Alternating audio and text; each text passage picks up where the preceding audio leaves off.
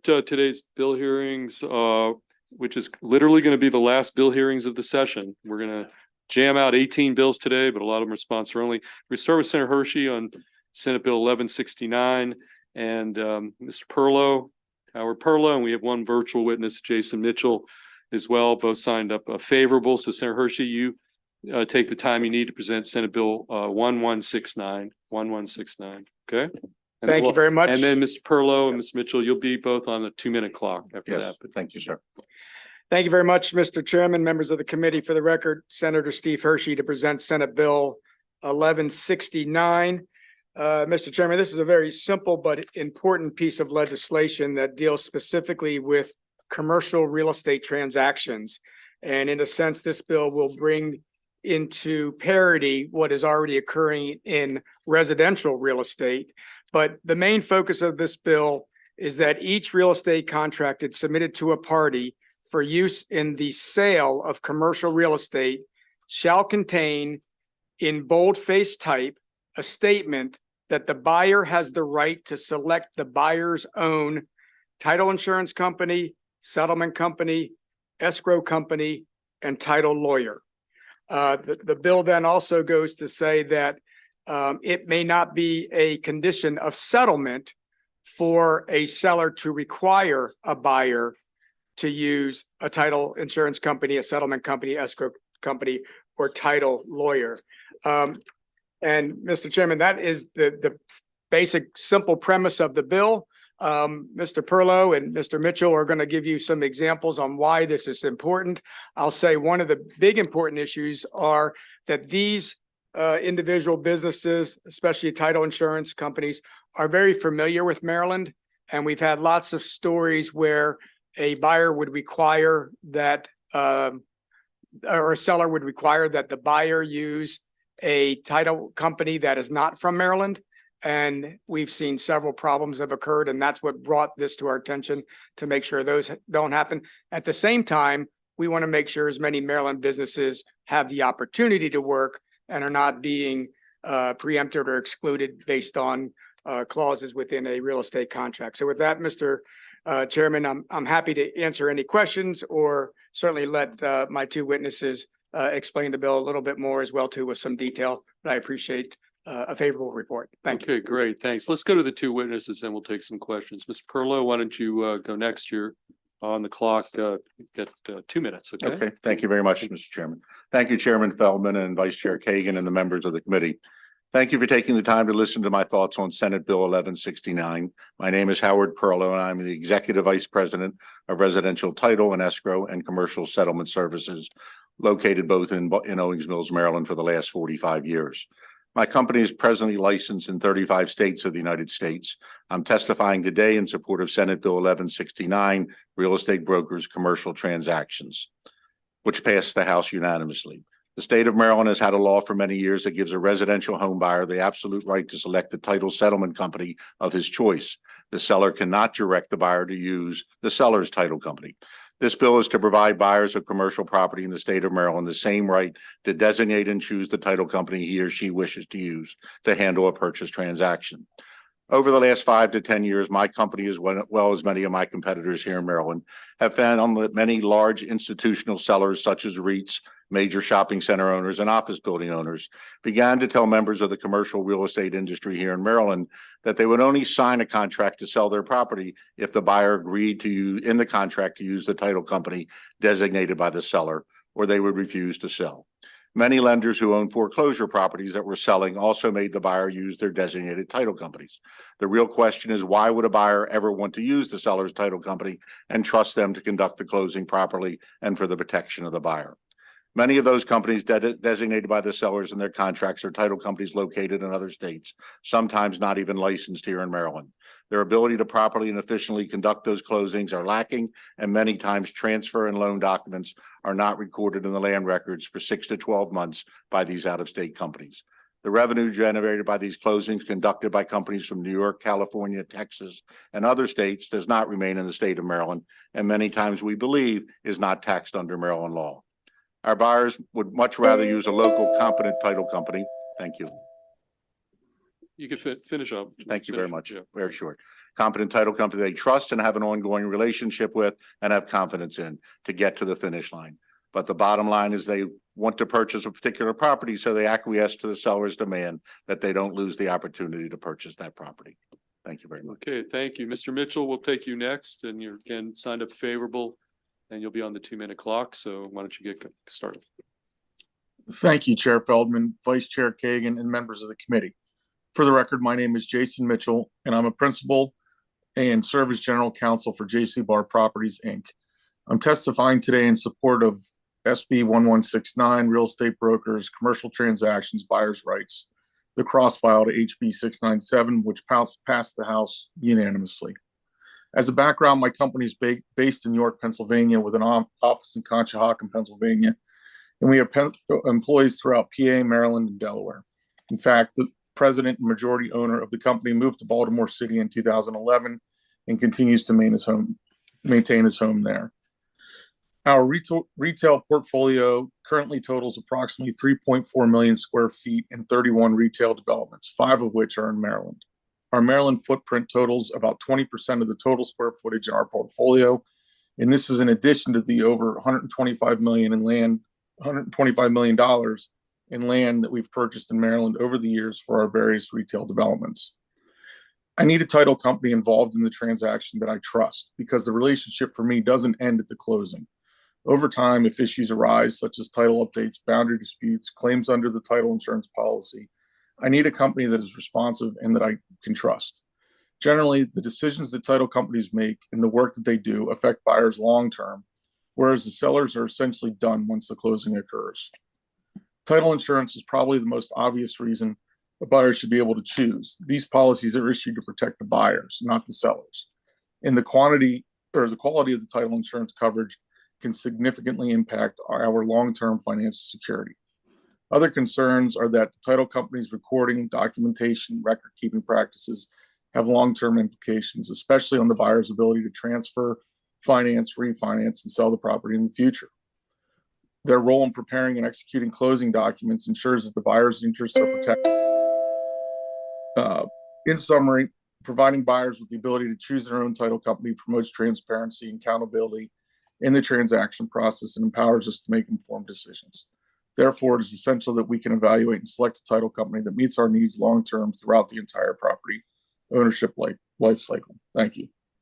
Okay, thank you, Mr. Mitchell. A question for Vice Chair Kagan. Thank you, Mr. Chair. I see that the House bill passed unanimously, and so I'm not looking to cause problems here. But on page 2, lines 10 through 12, I'm so curious, Senator Hershey or Mr. Parlow, Mr. Mitchell, why are we exempting condos and co-ops from this? Seems to me that if I'm buying a condo or co-op, I should similarly be able to choose my own attorney or settlement folks. If it's a residential property, you have the right to select your own condominiums or co-op. There are, you're right, commercial condominium office kind of products. Maryland, we have very few co-ops here in Maryland. I mean, I'd say less than 25 if I'm aware of it. So I don't know that it affects that much, but again, that would generally be more on a residential side than the commercial. This really is affecting commercial shopping centers, office buildings, those kind of things is what we're trying to bring in parity with the residential law that we have here in Maryland. Thank you, Mr. Parlow. Okay.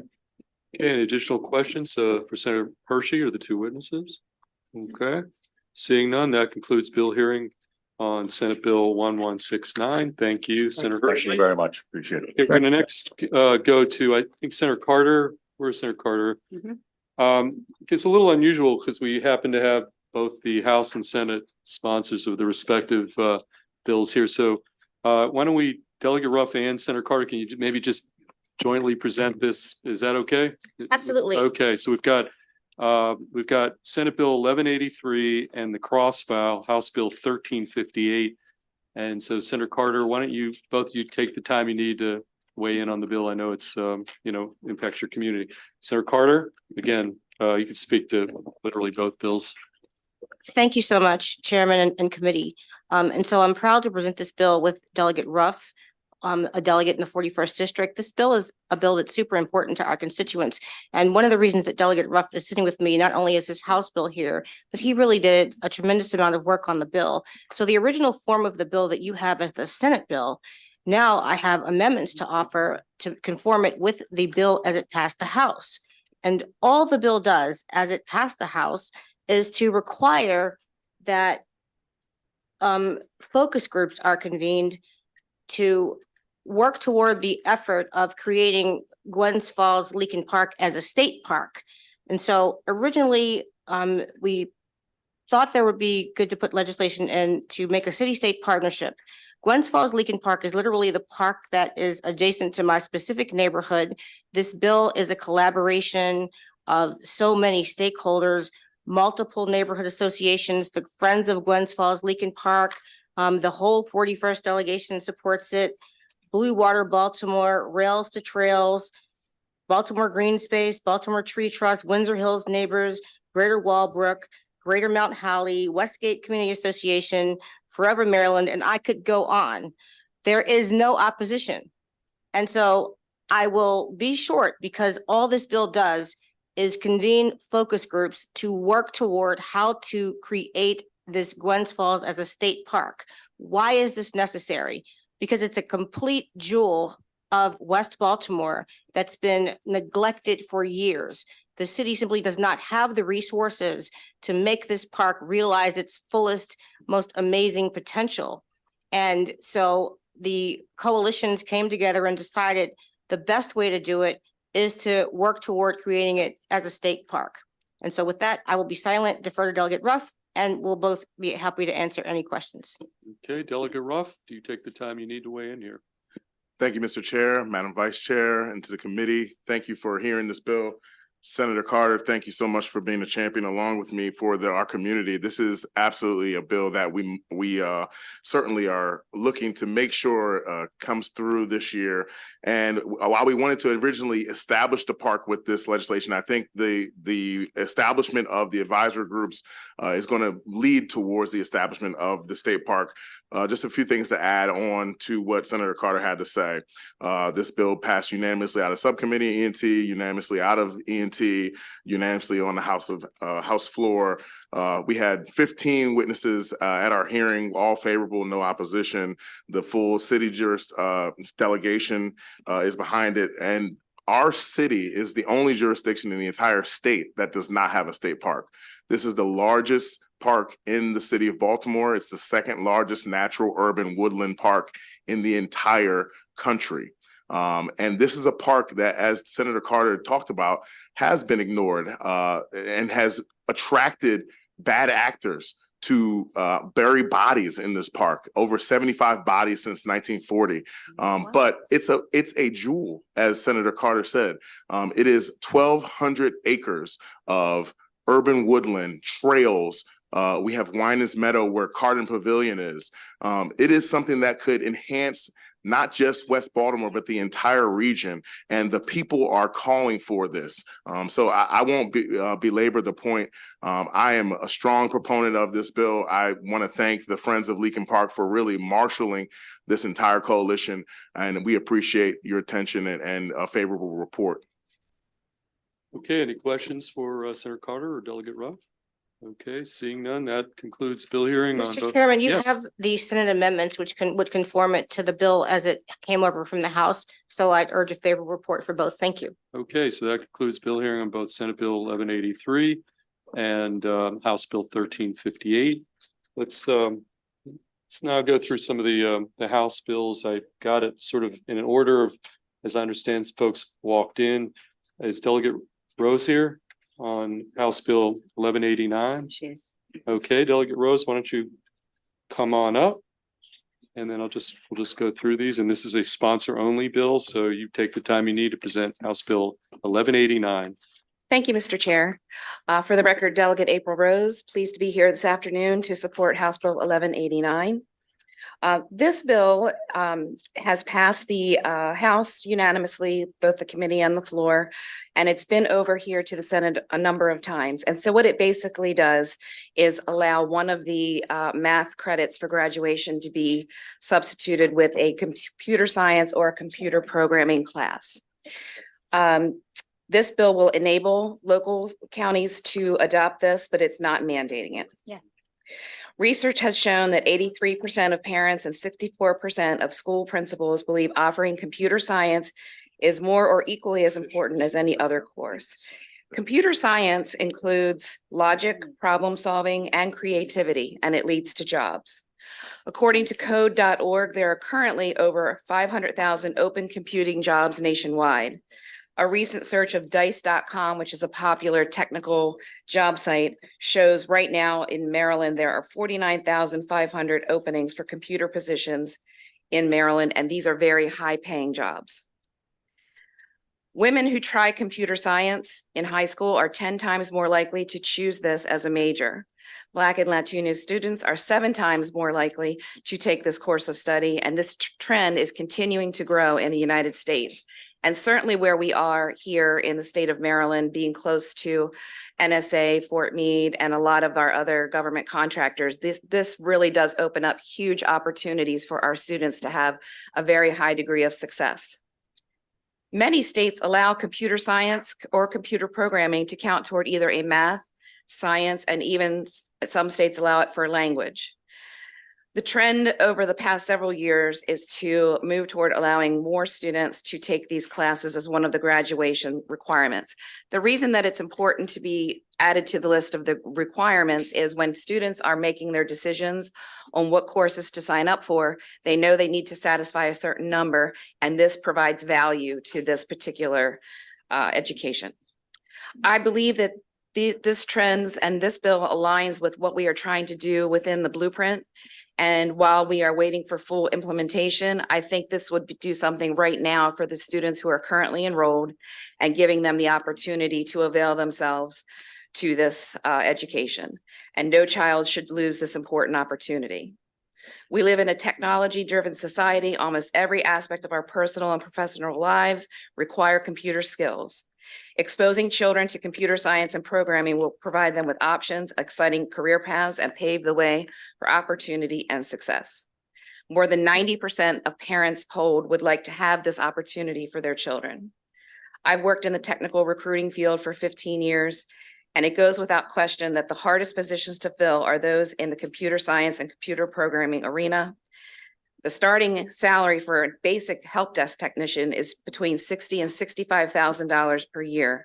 As these careers progress, which is rather quickly, typically, they go well into the 6 figures in a short number of years. So just in short, I think that, I've been working on this for a number of years. I'm very excited about the opportunities that this type of education can provide. I'm happy to answer any questions, and I thank you for the opportunity. Thank you so much, Delegate Rose. I have a quick question. I am in the bill. I see that there was an amendment. I also see that the bill passed the House unanimously. Yes. But originally, it looks like the superintendents, the State Department of Education, and the Board of Education were all opposed to this bill. Are they copacetic with the amendment now, or what's the status, if you could update us? They have not provided any updated letters, but I did work with Delegate Ebersol, who was a math teacher, and we worked on this bill together over a number of years. And so I have implemented the amendments that he had suggested as far as making sure that students have taken both Algebra 1 and Algebra 2, along with geometry, which aligns with the current rules. And once they did change it to 4 years, I believe that by doing that, it really does satisfy, I think, the nature of their concerns. One problem that currently, you can use a computer science class, but right now, the way the law reads is it must be an AP class, or it must be in a certified career and technology program. And in Carroll County in particular, we have very limited space in our Career and Tech Center, and we routinely turn away between 200 and 300 students every year who really would like to avail themselves to these classes. But because it's just in that particular program, they don't get the opportunity. So in my opinion, this gives all of the schools an opportunity to hopefully, if they have the resources, to go ahead and open it up within each homeschool rather than at the Career and Tech Center just by itself. Thank you, Delegate Rose. I see no other questions on this bill. So thank you for being here. That completes the hearing on House Bill 1189. Thank you. Next up, Zaina Rose, you are here for Chair Gazzoni. Why don't you come and join us, please? That's going to be the penultimate Senate bill that we'll be hearing. So Senate Bill 1118, Natural Resources, Fish and Fisheries Reporting Requirements. Welcome to our committee. Thank you. Thank you, Mr. Chair, Madam Vice Chair, members of the committee. My name is Zaina Rose, and I'm a legislative fellow in Senator Gazzoni's office, and I'm here to present Senate Bill 1118, Natural Resources, Fish and Fisheries Reporting Requirements. This bill is nearly identical to HB 512 that unanimously passed the House and was heard by this committee last week. Senator Gazzoni would ask that you amend the Senate bill to be in the same posture as the House bill. And thank you, and I would request a favorable report of Senate Bill 1118. Thank you, Ms. Rose. Dylan, you want to go next or yeah, either way. Good afternoon. Sarah? I will not repeat, Sarah Woodman for the record, Maryland Department of Natural Resources. I'm not going to repeat our testimony from last week because you all heard that. We are obviously in support of this. One thing I didn't mention last week is that in general, electronic reporting provides us, our managers at DNR with real-time data inputs, which really helps us inform our understanding of everything from population to mortality to fishing effort. So it really is critical in our management of the species of Maryland. And for that and all the reasons you've heard from us several times already, we ask for a favorable report with the amendments, of course. Thank you, Ms. Widman. Because each of these hearings is posted to YouTube separately, we do it's important that we reiterate that. So I was just going to ask whether you're good with the amendments, but you answered the questions, so I think we're good. I see no questions from colleagues. Therefore, that completes the hearing on Senate Bill 1118. Thank you, Ms. Rose. Thank you all to DNR. Next bill. We do not have Senator McCray here, right? Okay. Delegate Harrison, I saw you in the room. Yes. Come on up. House Bill 167, Delegate Harrison, Student Health, Information on Accessible Dental Health. And this is a sponsor-only hearing. Welcome to the committee. Yes, thank you, Madam Chair, members of the committee. For the record, I'm Andrea Harrison here to present HB 167. It is a bill that deals with students' dental health.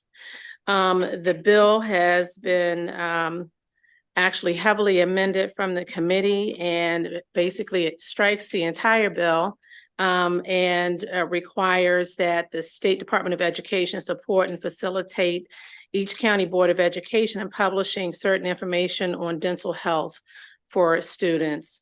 The impetus behind the original bill was to ensure that children entering school had a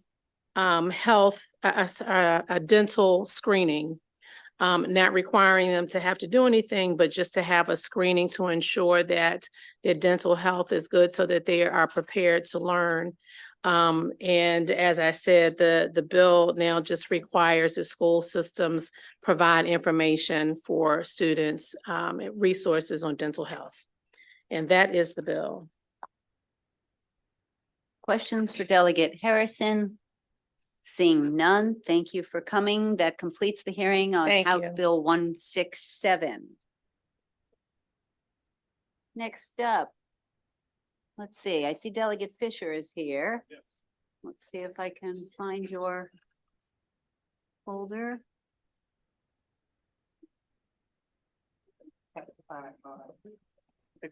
I'm sorry, 834. Wait, hold on, too big a pile. Should open this out first. Why don't, yeah, I want to say the. Eh.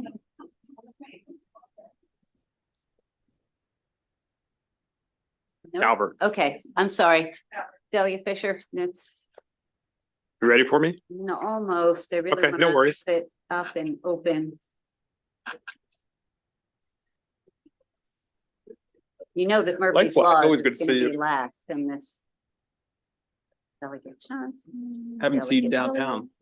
Hill, Calvert County delegation. Yes, indeed. All right.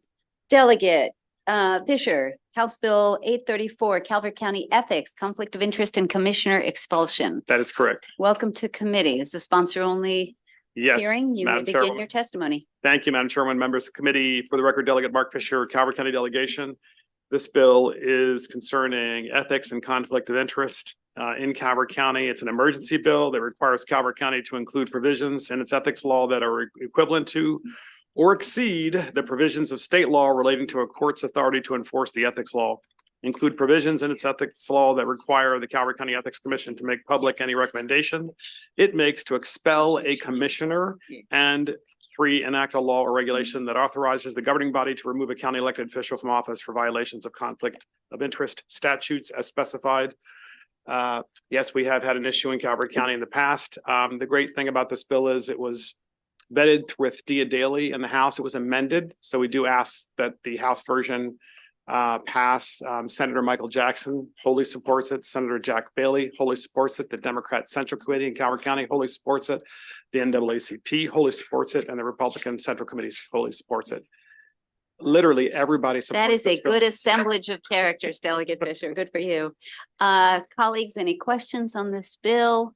Seeing none, that completes the Thank you. hearing on House Bill 1264. Thank you for coming on over. Next up, I saw, Delegate Allen, sponsor only. 1264 is what's coming up next. 834 is what we were, my piles are, sorry about that. Okay, 1264, Delegate Allen. Welcome. That is reservoir dam or waterway obstruction, construction permits, conditions for exemption. Welcome, Delegate Allen. Thank you, ma'am. Yeah, it's a very exciting bill, needless to say. For the record, my name is Delegate Nick Allen. I'm here today testifying in support of my bill, House Bill 1264, which, like we said, deals with reservoir dam and waterway obstruction permits and conditions for exemption. So 1264 is a result of partnership with my friends in Baltimore County, as well as the Maryland Department of the Environment. And under current Maryland law, a state permit from MDE is required to build a small pond or dam. However, state law also provides for an exemption to this permit process if 7 conditions are met. One of those 7 conditions is that the pond or dam in question is not located with the drainage of one of 3 watersheds in the entire state that have been designated as interjurisdictional. All 3 of these watersheds, which are the Gwynns Falls, the Jones Falls, and Herring Run, flow between Baltimore County and Baltimore City. There are no others anywhere else in the state. So 1264 removes this condition, but leaves in place every other exemption that must still be met. Most of which are environmental and technical in nature, including state safety standards. The plan must always be approved by the local soil conservation district, and other technical requirements such as those. So the aim here is to simplify the entire process, especially for MDE. In all other soil conservation districts in the state, MDE is given the local authority the power to review, approve, and issue these permits, except in these 3 cases. This bill would give Baltimore County Soil Conservation District the same authority as literally everyone else that has been designated by MDE. The aim here is to speed up the approval times for MDE and for Baltimore County. We have the support of MDE, who's confident that Baltimore County Soil Conservation District and the Department of the Environmental Protection and Sustainability can handle this responsibility. I want to thank my partners at Baltimore County for their partnership with this legislation, and of course MDE for their support. I respectfully request a favorable report, and I thank you all for your time, and I'm happy to answer any questions you may have. Thank you, Delegate Allen. Are there questions for Delegate Allen? Senator Washington. Good to see you. Always good to Delegate see you, Allen. Senator. Good to see you. I'm trying to understand. So I'm the senator for Baltimore City and Baltimore County. And you were going kind of fast there. So if you wouldn't mind, so there's an exemption and this bill is taking the exemption away for just So the it's pond. I'm looking at it. Yeah, no, I do apologize if I Yeah, went fast. no So problem. it's taking away one of the conditions that would allow for an exemption. Okay. No. So as of right now, like I said, in every other watershed in the state, the Soil Conservation District can handle all of this permitting. However, because in state law, one of those conditions that allows for that to happen is that watershed is not one of these three watersheds. Right. That's the aim of this bill. As originally drafted, what we had done is we had just kind of taken out the definition of interjurisdictional for those waterways. But we were worried about, unforeseen consequences of that because they are interjurisdictional and they are, different in that way because they do flow from the county into the city. So, all that we're doing here is allowing Baltimore County to have that authority over projects and permits in these three watersheds. Right. So, Mr. Chair and committee, but these three waterways drain into from Baltimore County and into Baltimore City and then ultimately into the Chesapeake Bay. Correct. So it's removing any requirement for permitting of a project. No, it's allowing the Baltimore County Soil Conservation District to have the responsibility for those permits. As of right now, all that goes to the Maryland State Department of the Environment, which is not done in any other county in the state. Well, okay, I guess I apologize, I haven't looked closely at it, so I guess we'll look at it. And is this, I guess my question is this section of the code just about Baltimore County?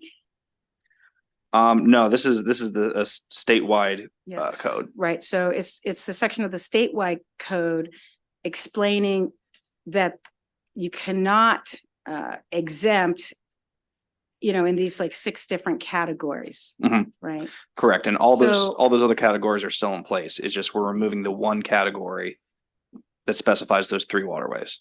Right, the one statewide, that has statewide implications. Okay, thank you so much. I'm happy to talk offline too. Yeah. Okay, I see no other questions. Delegate Allen, that completes the bill hearing on House Bill 1264, handing very back much. to the chair. Okay, Senator McCray, I know you got to go to budget and tax and do some voting. Let's bring you up here and then we'll go see Pippi, Johnson, Smith, Adams. This is the Okay. very last Senate bill hearing of the year. Oh, yes, this is the very last Senate bill hearing of the year. And Say the what? honor, Senator McCray, Senate Bill 1174. I've got 2 witnesses signed up, Richard Luna and Nina Thamalis. Okay, perfect. So Senator and one virtual. Okay. Oh, Mr. Chair, for the and there's record, one other, Jorge Aguilar. Okay, come on up. Senator McCray, again, we're on Senate Bill 1174. right, these are the folks from the panel, just FYI, Mr. Oh, okay. Why don't you hold back? You can sit. Yeah. So, Mr. Chair, for the record, Corey McCray, Senator for the 45th Legislative District, here before you in reference to Senate Bill 1174. Next to me, you'll see a representative for Baltimore County, a representative for Baltimore City, who collectively have also come together to make sure that we have a bill to be able to put before you.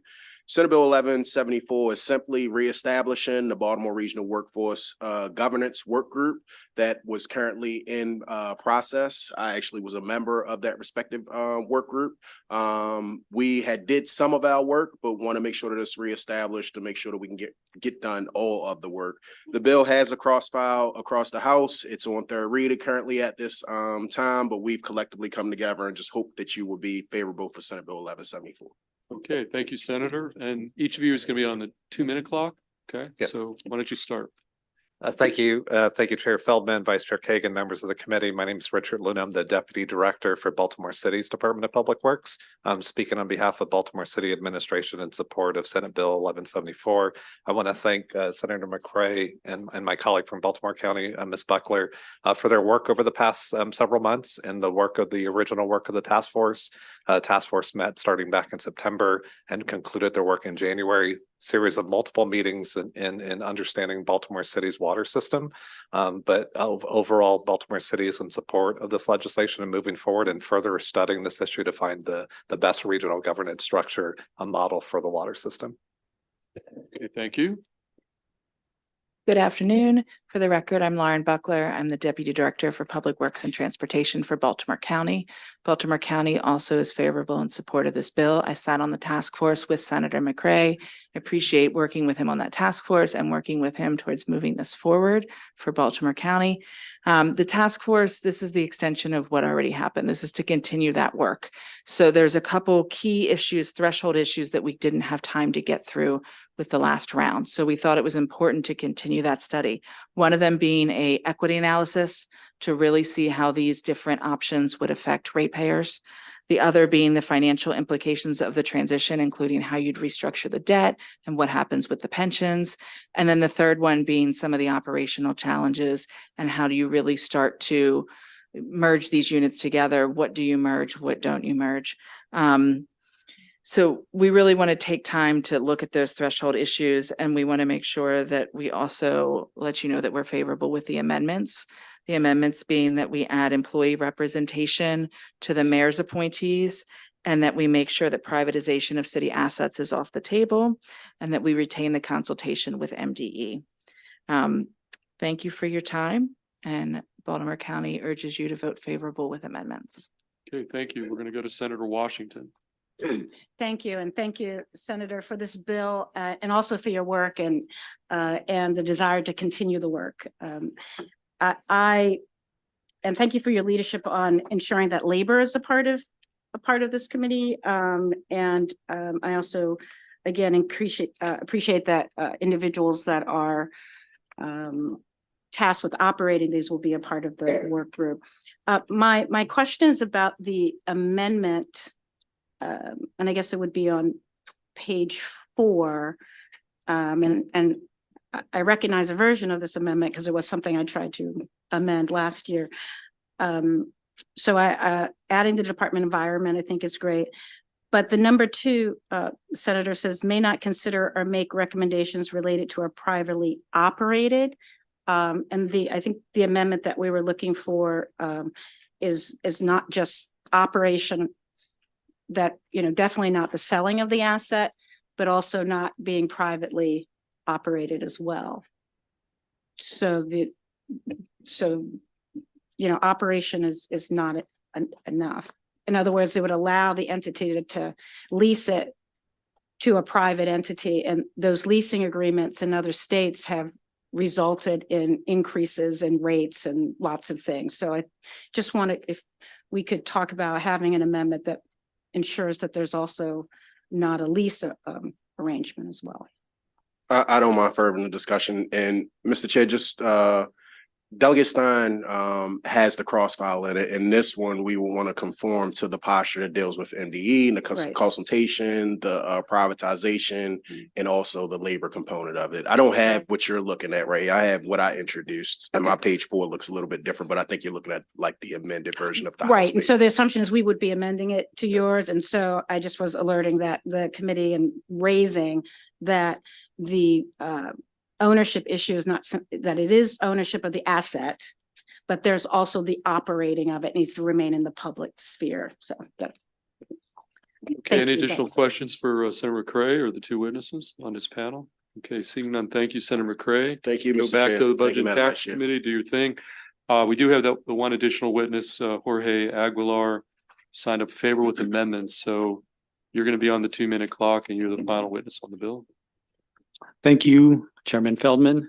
Again, my name is Jorge Aguilar, and I'm here on behalf of 44,000 Food and Water Watch members to urge the committee to add these key amendments to Senate Bill 1174, a couple which you already heard about.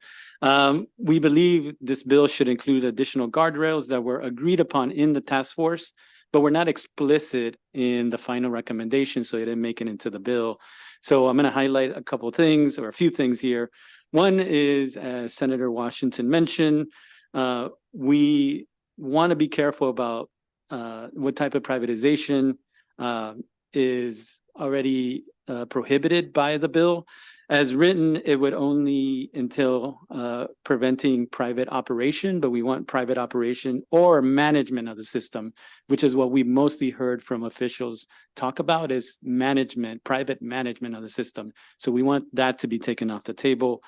2, we'd like to see provisions asserting the safeguarding of affordable rates for low-income households, policies that stopped water shutoffs in the city, and some programs that are assisting with a lot of billing issues. So we want to preserve this. So in case it moves forward, these safeguards are put in place. Third, and I think this is an amendment in there, we would like to have low income and labor voices added as seats to the group itself, not just sort of engineers or civil servants. As the current bill currently says, we think that community voices would help better reflect the community's needs and aspirations. And fourth, in terms of the equity analysis, we believe that it should be explicit that there should be a racial equity piece to that study. We think these are important because the task force, when it was operating in the past year,